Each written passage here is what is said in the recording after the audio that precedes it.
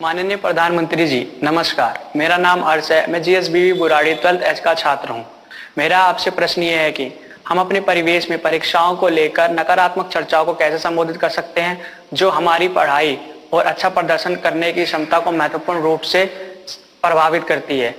क्या छात्रों के लिए अधिक सकारात्मक और सहायक वातावरण बनाने के लिए कदम उठाए जा सकते हैं?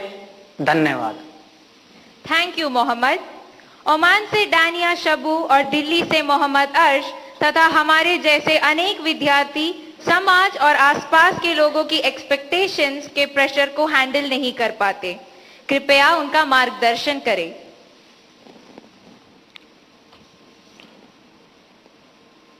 शायद मुझे बताया गया कि ये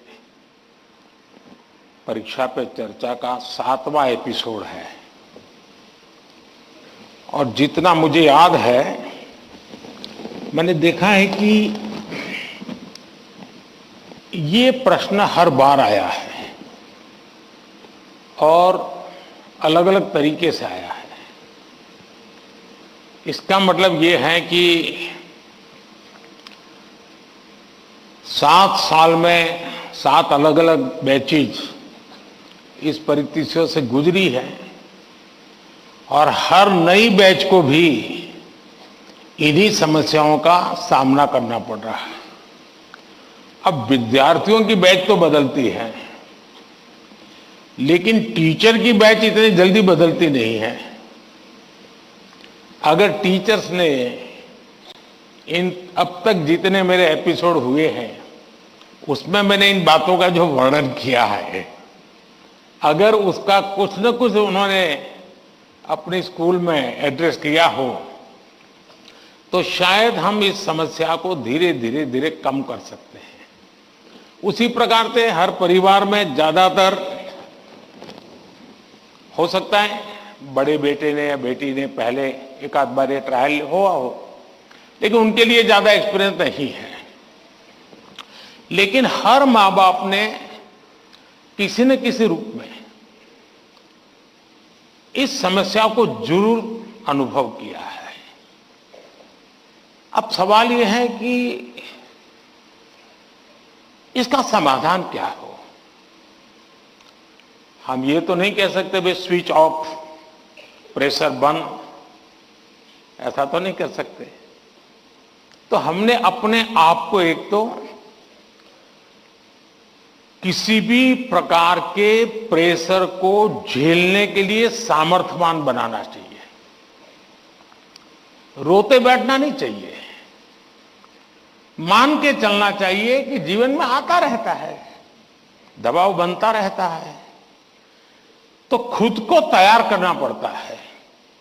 अब जैसे कभी आप उस स्थान पे जाते हैं जहां ठंड ज्यादा है और आप किसी गर्म इलाके में रहते हैं तो हम मन को तैयार करते हैं कि आज अब मुझे 3-4 दिन के बाद ऐसे इलाके में जाना है जहां ठंड ज्यादा है।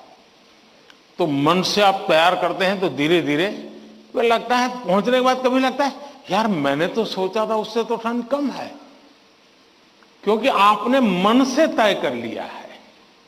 और इसलिए आप टेम्परेचर कितना है कितना नहीं वो देखने की जरूरत नहीं पड़ती, आपका मन तैयार हो जाता है।